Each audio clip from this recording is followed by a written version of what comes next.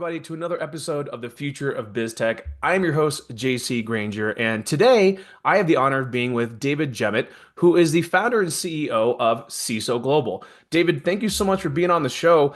Let's start simple, right? Tell everyone who you are, what it is you do, the problems that you solve. I appreciate it. Thanks for having me on. Um, my name's Dave Jemmett, obviously. Um, we started this company essentially out of a need.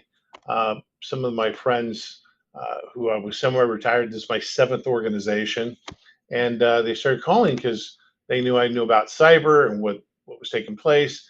And here's a little secret: most CEOs 6 or 7 years ago, CFOs, didn't know what cyber really was. So educational was part of it going in.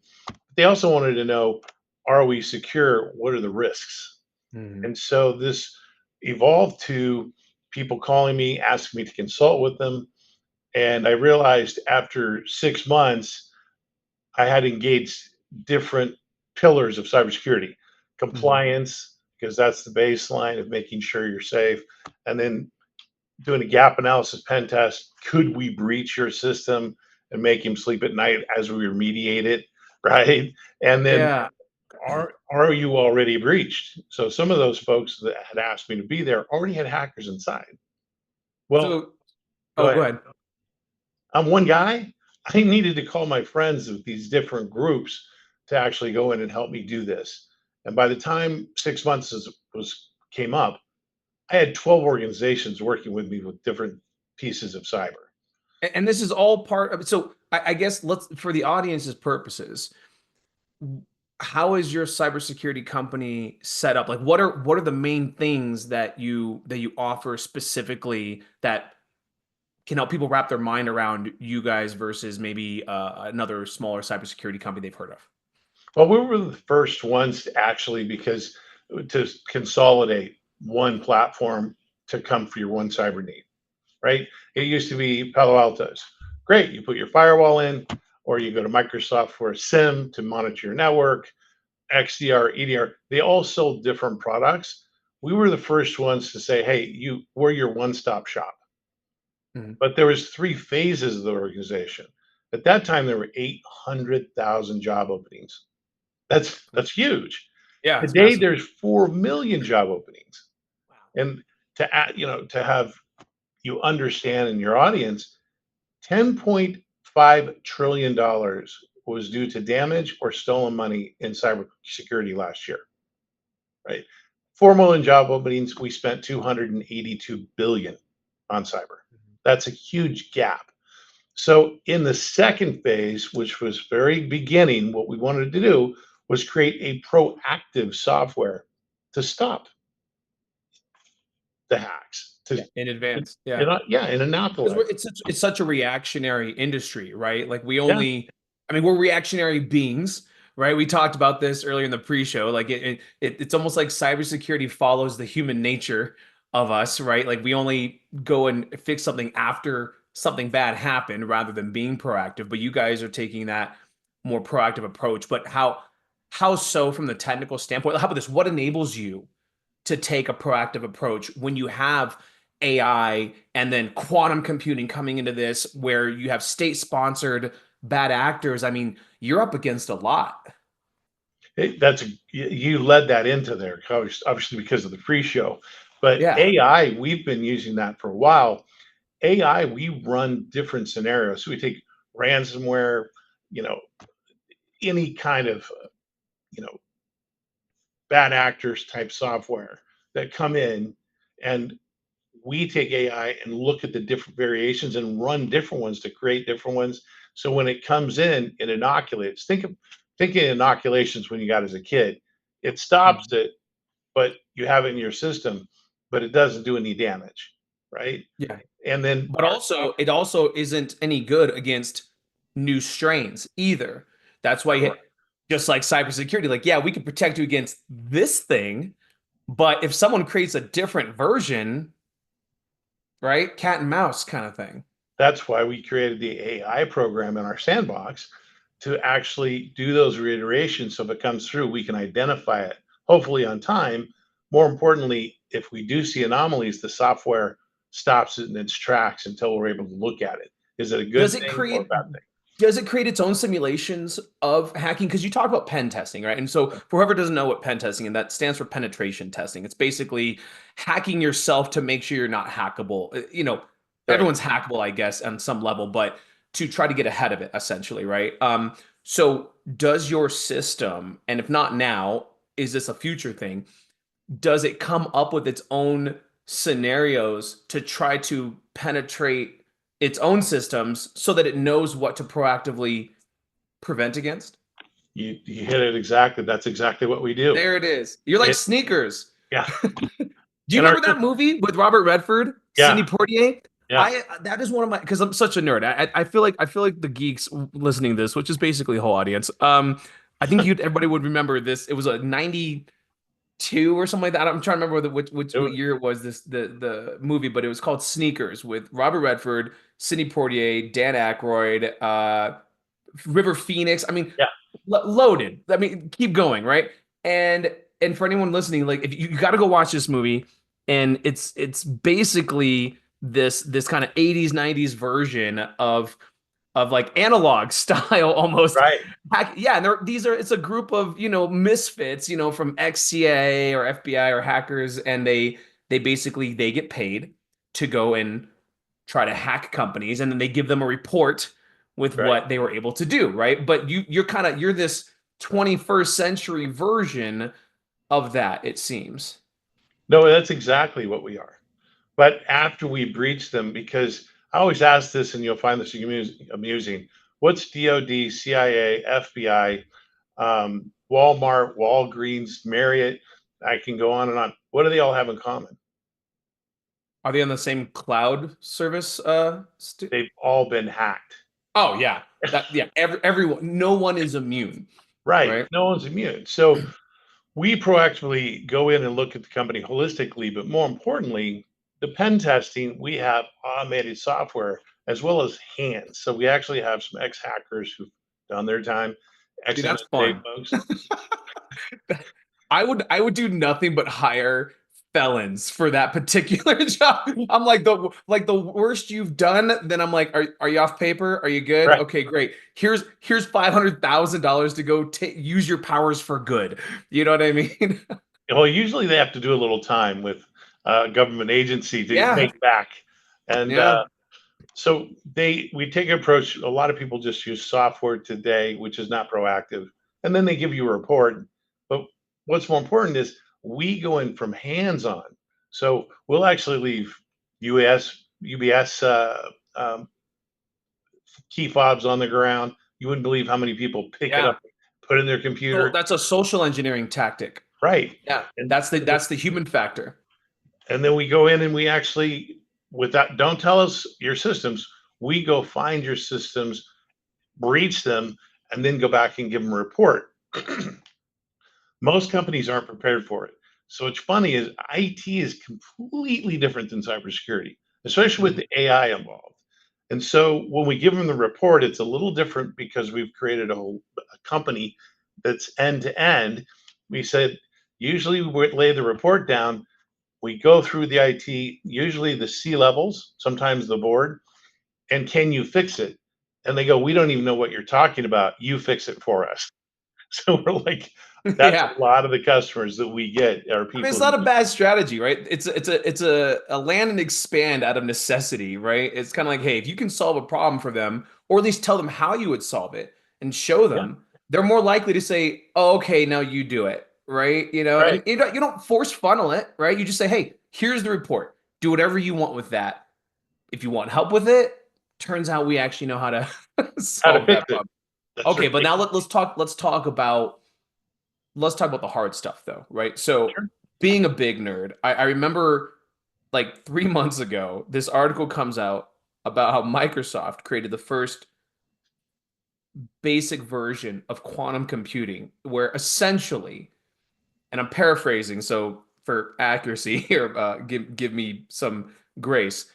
But there was some equation that would have taken something they said like 1 quintillion years or something to solve with the current technology, and this quantum computer or the rough version of it solved it in about 5 minutes. And that, we talked about this on the pre-show, like quantum computing is like 5D chess. And I say 5D because we understand 4D. We don't even know what 5D would be. Like that's a whole different dimension that literally isn't even very, comprehensible. And I use it on purpose because that is exactly the leap in technology that is. Like I don't think people quite understand. Like when it was in the news for like 10 minutes and I was like, how are we not always talking about this every day? Like, is anyone not paying attention? Like, do you not understand what just happened? Like, it's calculating particles in the air. It's not even on paper anymore. It's like it is so far beyond ones and zeros that it's not even funny. Like, it's incomprehensible in a way. It would be like saying, hey, it'd be like if an article came out and said, yeah, so we teleported this dog to the other side of the universe, and then just no one talked about it after that. You're like, I'm sorry, what? So I guess I bring that passion of that concept back to you to say, what is your take on how quantum computing is going to affect cybersecurity? And to tee this up a little bit in the realm of how that works with the current AI, and is this far out or is it way closer than we think? Like, what does this world even look like with this? It's it's here, not the quantum part, but AI. For example, if you read a book, how long does it take you to read? And then ingest it and then give you put down a synopsis for your teacher, Sure. right? Yeah. It depends on Weeks. how big the book is, but it takes Yeah. some time. Now with AI, it's assimilating information all the time, every second. I Mhm. can ask about a book in ChatGPT or Gemini, and it'll pull out of just give me a summary. It'll give me a summary, but it Mhm. knows all the information. How long does it take? Maybe 2 to 3 minutes to get that information out, right? Mhm. Now take quantum computing and take that times a million, 100 million. Yeah. So now you're working against this AI that's not necessarily smart or human like us, but it has the information in seconds or milliseconds, and it continues to grow. And that's a problem in our industry. We've been using AI for the last 5 years. It was just become a buzzword. And I'll Yeah. take it back to the internet. And it started in 1967 commercially, 88, 89 we started, and then it grew. We had 800,000. Now we call it a tsunami of change. Well, it's in our phone and our tablets. We don't even think about it anymore. Cybersecurity is evolving 1,000 times faster than what the internet came in. And I mean, how do you, AI has a lot to do with that. so fast though? Like here's so I'm in marketing, right? AI is a big part of marketing now, right?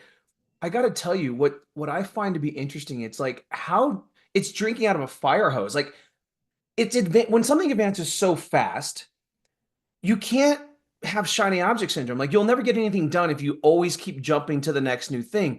And that necessarily wasn't an issue before AI because things would come out periodically, right? Like in marketing, a really good new technology for email or LinkedIn might come out every couple years. But that means that when the new one came out, you could check it out, test it, settle into it, and then get it out for your customers and for yourself, and you can actually use it. Now, the technologies for marketing or for cybersecurity or for whatever it is technology wise, they're coming out so fast that I find that it's almost freezing the markets. Like which one do you pick and start with? Because by the time you implement it, the technology's already 10 steps ahead. And all it takes is someone who didn't stop where you stopped to stop you see what I'm saying? Like, how do you prevent this leapfrogging? How do you even, as a cybersecurity company, how are you even integrating technology purposefully when it's advancing so fast? That's a, that's another great question. The issue is we've used AI for a while and it has evolved. I mean, it's not even where it was a year ago. And you see all these new AI startups. Maybe half are real, and then the top ones. But think of kids in hoodies who were hackers back in the 90s, sneakers, right? Yeah. No Sneakers. one knew that you could break into the Air Force at AT&T, and I'm going to use that because I love the movie Sneakers. Mm-hmm. Today, state-sponsored Russia, North Korea, Iran, um, China, they are using AI and faster. And you saw DeepSeek come out, right? That says, hey, Hmm. it's learning from our AI and taking information as quickly as it can and disseminating it. What are they doing with it? They deny it, but they're taking intellectual property. They're Hmm. taking cash. And the FBI and CIA came out 2.5 months ago, and I'd encourage your listeners who are geeks or non, Google it. They said Yeah. Chinese are already in our infrastructure. Yeah. Okay, Telecom yeah, specifically. and our energy. How do we solve for that? Yeah. AI is going to help us combat it. With 4 million job openings, probably going to 6, we have to create programs with AI to combat those state funded actors. And it's Hmm. going to be, everybody says, who's your competitor? And I go, I don't have any China. because we're friends. Yeah, that's it. China, Governments. Russia, North Korea. right? Yeah. But as far as democracy goes, we're frenemies. Since Yeah. there's so much opening, we call each other. If there's an issue, in fact, the president of a company I'll leave out called me and said, I have very large international company. Do you have some of your best incident response for hackers? Yeah. We don't have enough on the bench right now. And I said, Yeah. no, but let me give you my our other friend's name because I think he just got a lull. So we work together to solve this, and that's how it's going to solve it. But Mhm. AI is not going to stop. It's going to keep evolving. And when you say quantum computing, it is closer than people expect, which will supersede anything we've seen in the past. Yeah, it's funny you say. I think a lot of people don't understand how much cybersecurity industry they work together. Like I don't. There's two industries I don't believe there's any competition in, so to speak, and that's cybersecurity and marketing, right? And that's because like if there's something I can't tackle, I can pick up the phone and call a few buddies, and we just help each other out, right? Right? And you can combine on projects and say, hey, this client needs this, we don't do that, and then you bring them in either white label or partner style. And I think the collaboration level in those kind of industries is much larger than most people would assume, right? And I think you don't have a choice right now with quantum computing coming out because here's the thing too is here's what's scary about it, especially from your industry's point of view. The part that going back to the quantum computing ability to take equations and problems that would take more years than the universe has been around to solve and then doing it in 5 minutes. What people don't understand about basic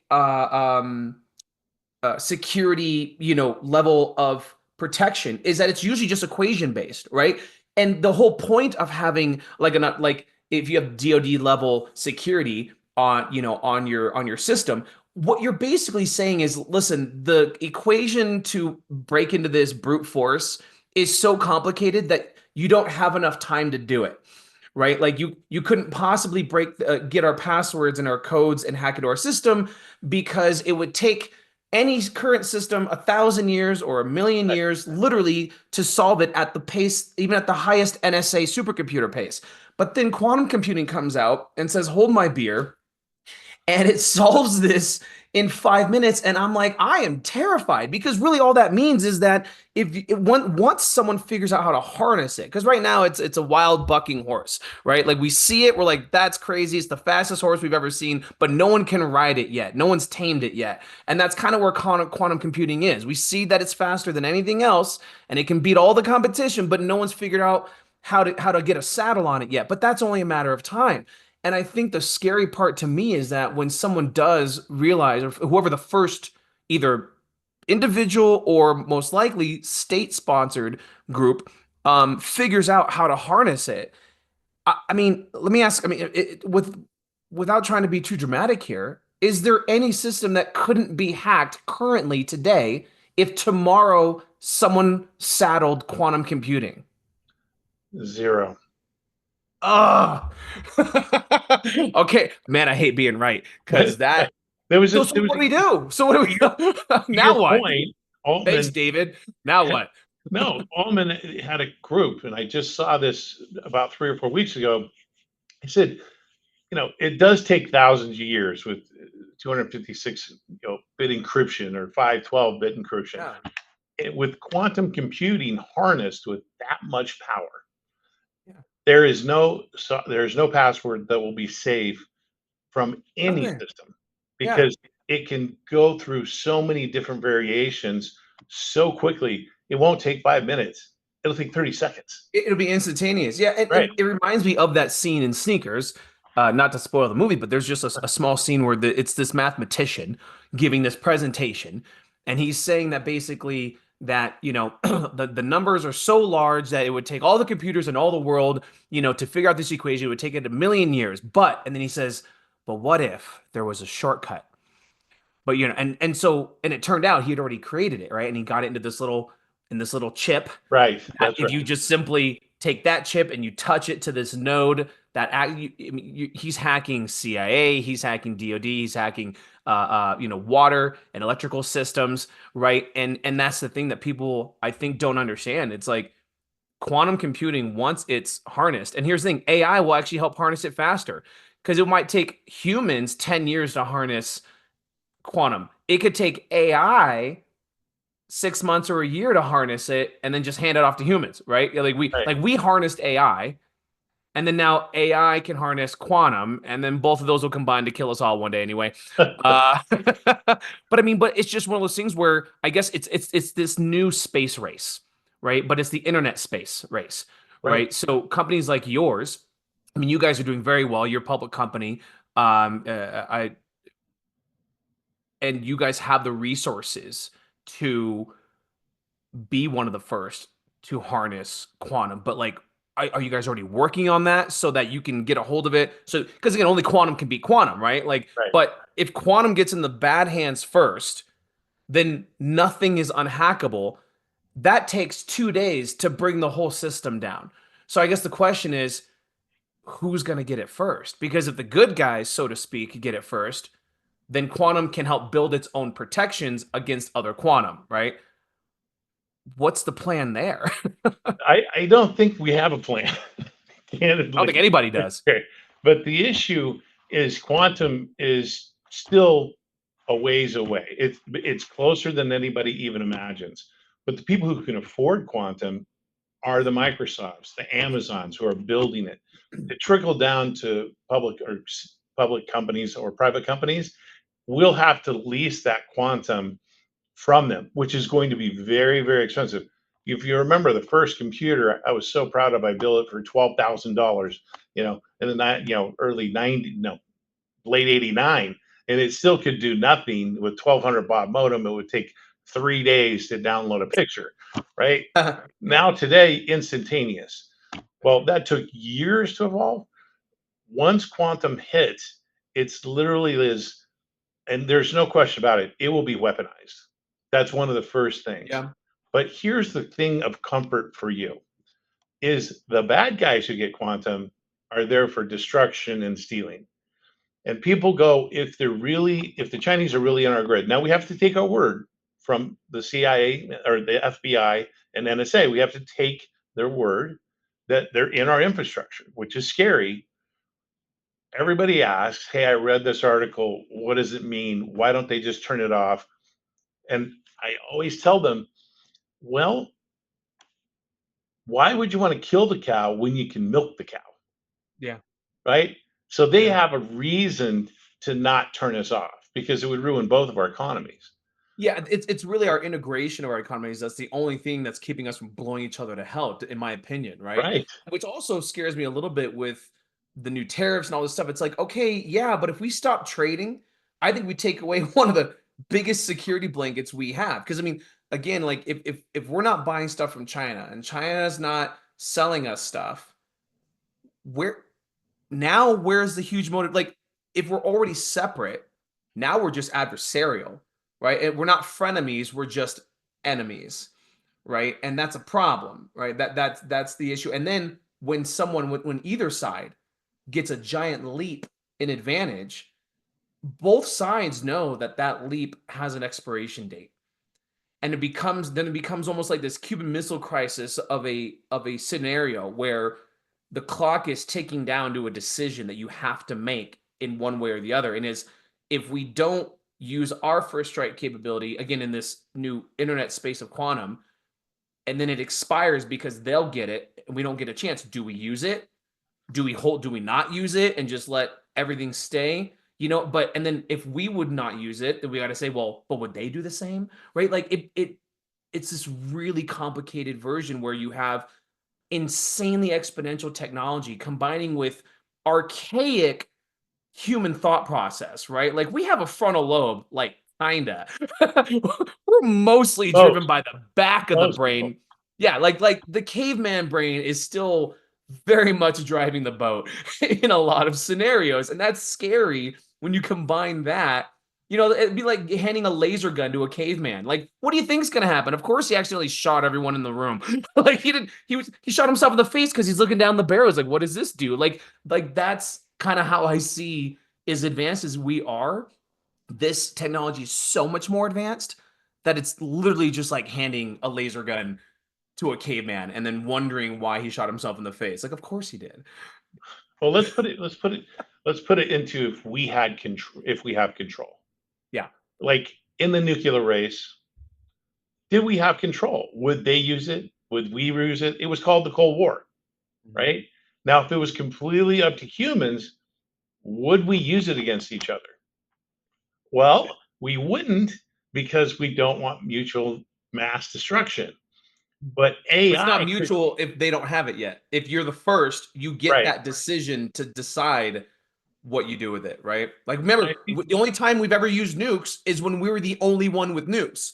Let's right. not forget, if someone else had them when we had them, we probably wouldn't have dropped any because then, it's like, well, wait, are they going to do it to us now? But to be fair, historically speaking, most countries who get a competitive advantage that leapfrogs, they try to use it as quick as they can historically.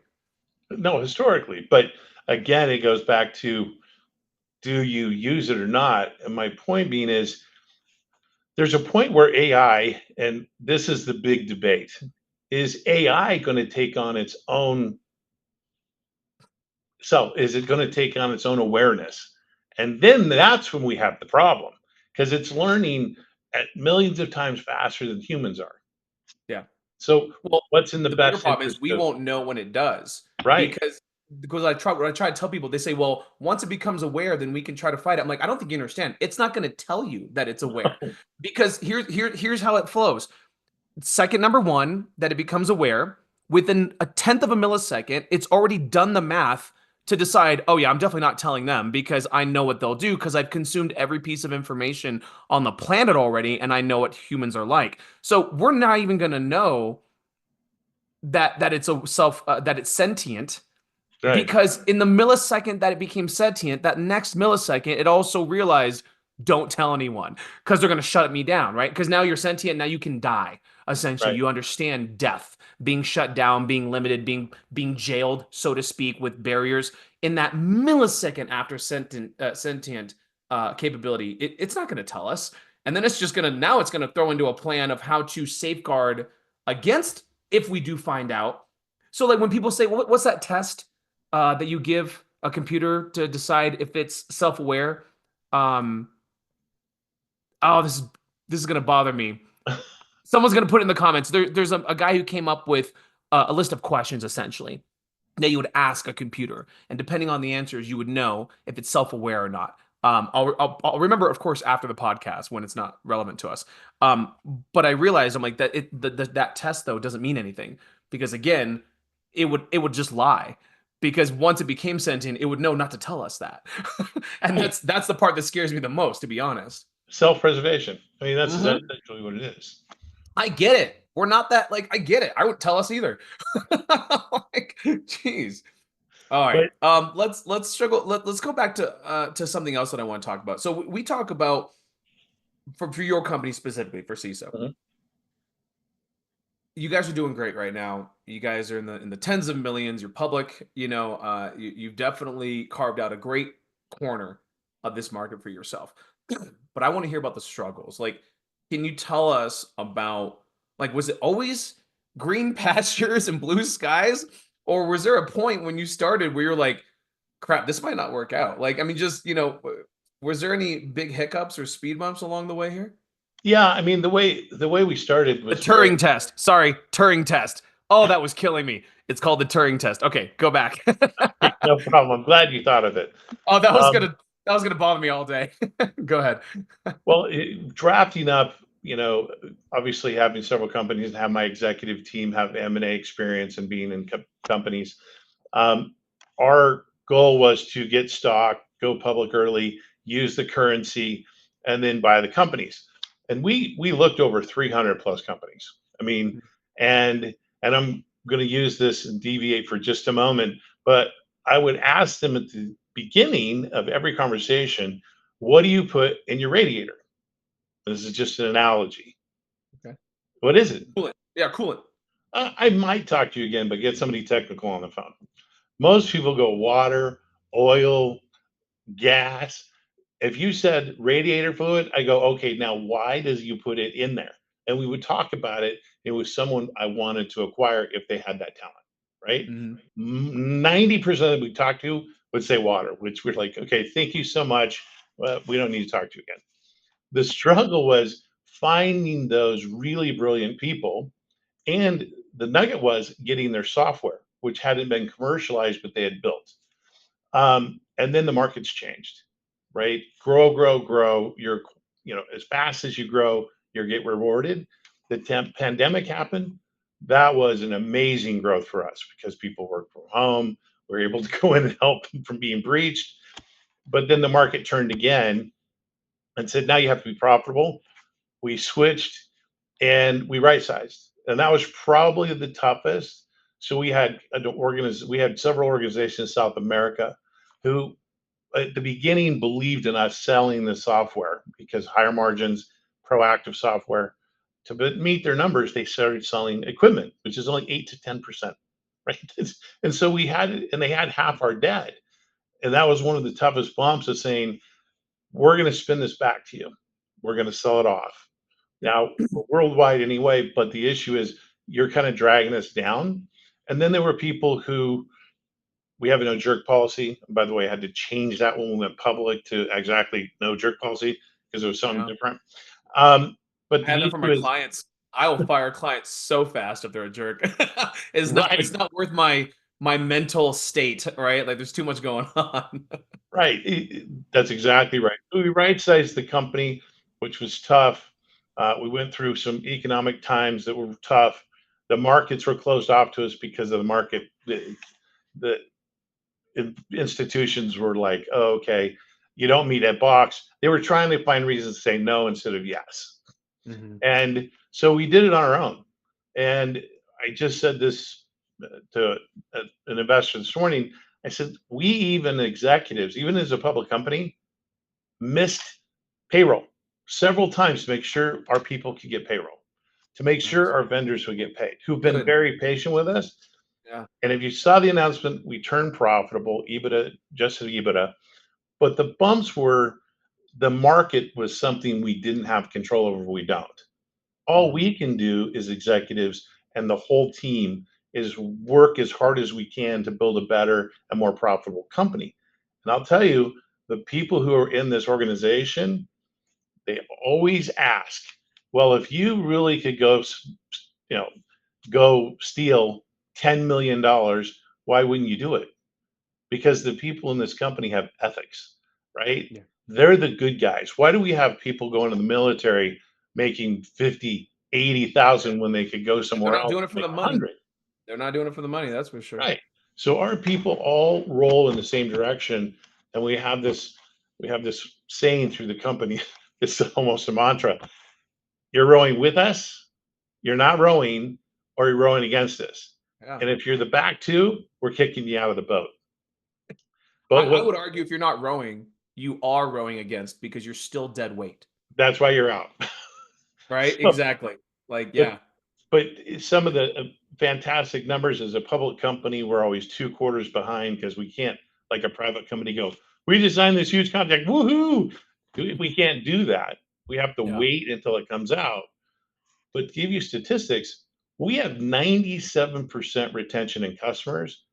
And in our business, we have 75% reoccurring 3 to 5 year contracts. In That's our amazing. industry, That's that's healthy. insane. That's fantastic because a lot of people they do jump around a lot, and they jump around when something bad happens because then of course they blame the company. Which, to be fair, again, I mean, that you can take credit for the wins, but you also have to take credit for the losses. Have to. Unfortunately, right? So, but the fact that you've kept that kind of stick rate says a lot about the quality of what you're doing. Well, with that being said, then, so again, I'm a marketing guy, right? So I always have to ask the marketing question, which is other than PR, because I mean, hey, you're on this podcast. Clearly, you're doing PR, right? That gets your name out there. How do you guys grow? Is it all referrals? Are you guys trying to? Do you have a whole entire giant marketing team in house? What are the main things you guys are doing to even let other companies know that you exist, other than that you are obviously one of the bigger players, which you would think would be automatic for leads, but not necessarily, right? Because it's a big industry still. It is a huge industry, and there's still a lot of confusion in it of what really Mhm. cyber does. It's a buzzword. People hear it all the time. They've become numb to it. Yeah. We do have, we do podcasts. We've kept our head down to really right size the business last year, go from M&A to doing the software like we had planned. Now we're selling the software. Believe it or not, most of our customers come from referrals. We have some Okay. pretty large, sizable customers. We go to conferences and somebody will go, "Oh, you helped XYZ company," or "Oh, you helped this agency. We need a second set of eyes." And really, where we come in, and we're different. When Palo Alto sells a firewall and Microsoft sells this and Netscope sells it, they don't make it work congruously together.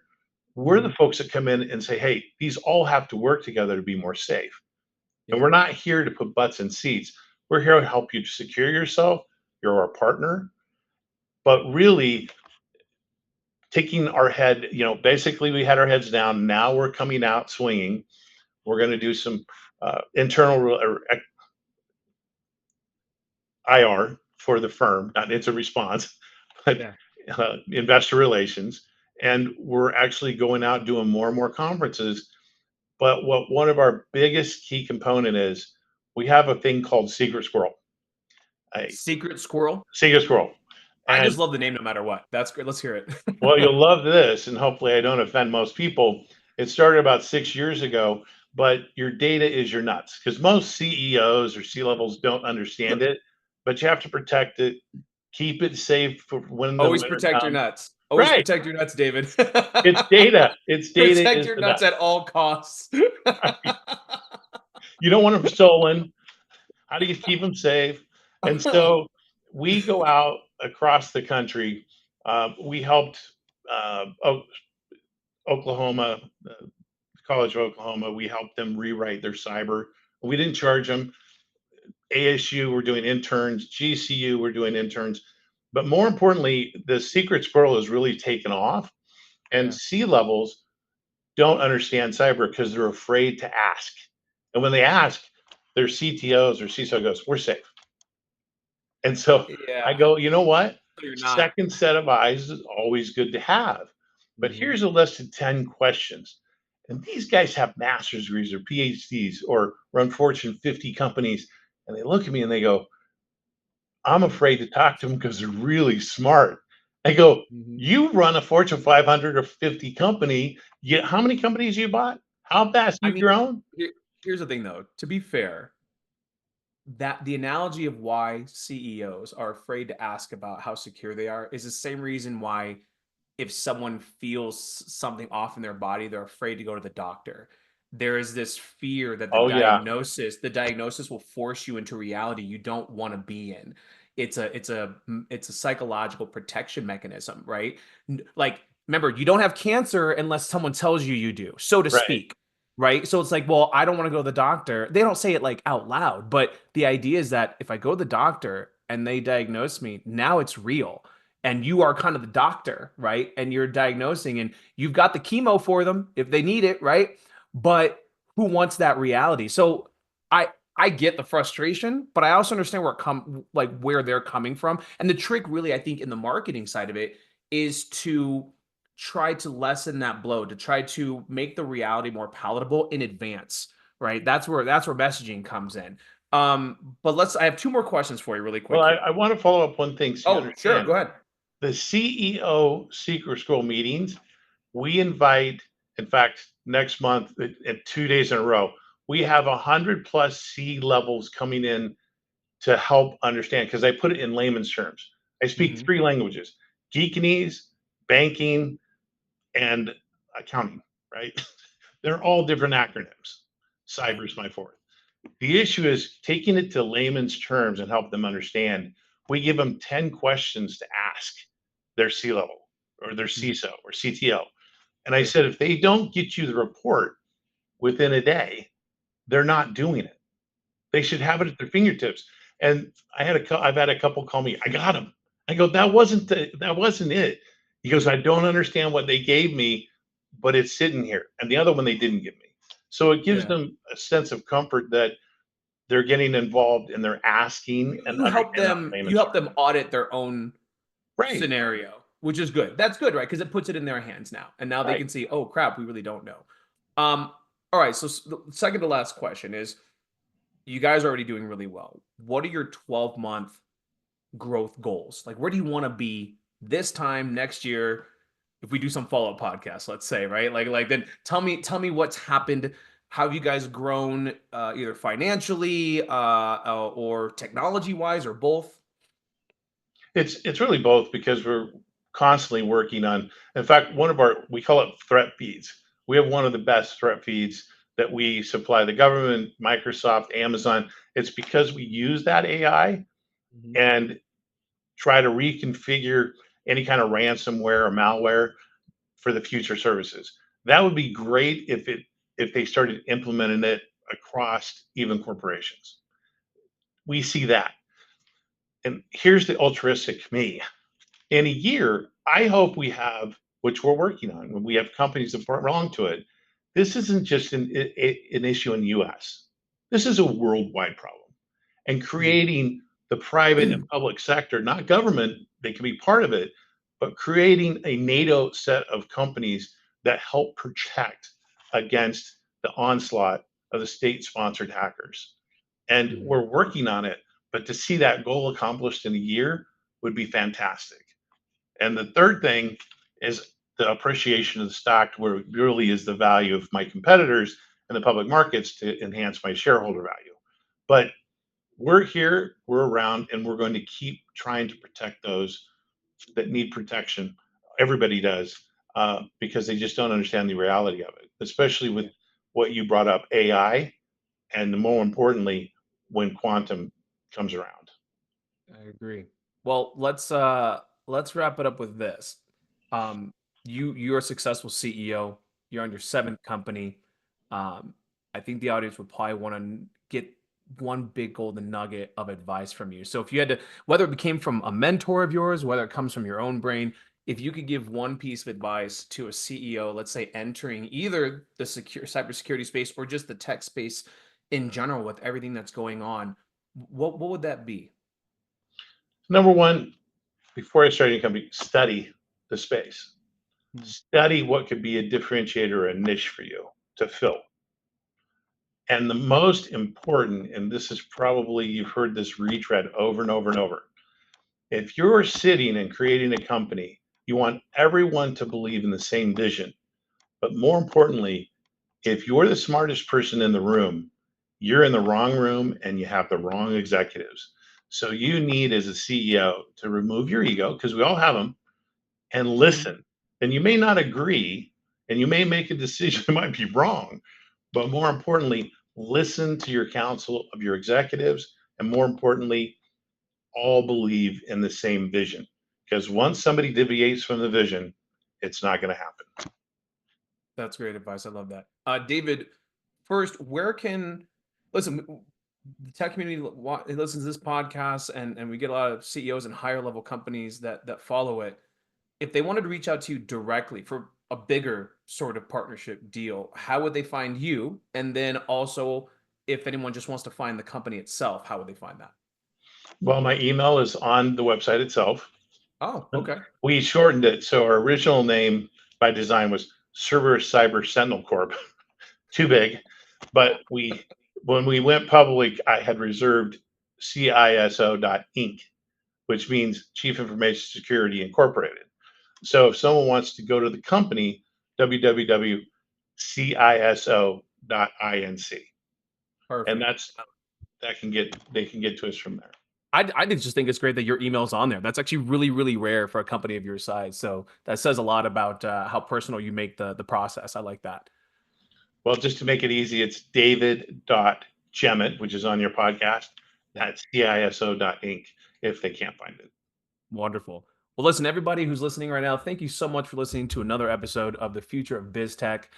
David, thank you for being on. And listen, anyone who's listening right now, if you like the episode here, which I did, because we got into my favorite topics here, AI and quantum, and this is a longer episode. Like these are usually almost half this length here, but this is where we just kind of went off the rails, and I love it. Even got to talk about my favorite movie of all Me time, too. Sneakers. I got Yeah. to get that in there.